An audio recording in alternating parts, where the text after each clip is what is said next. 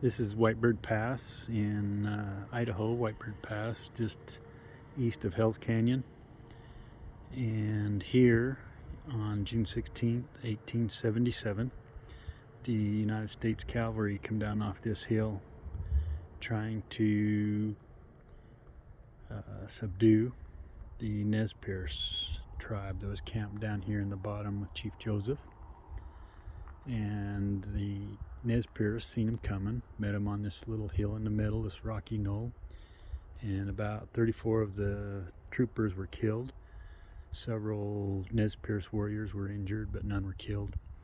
The soldiers were chased off, and the Nez Perce left and went on over the hills here, the mountain range, into what's called the Big Hole battlefield, and that's a story for another day.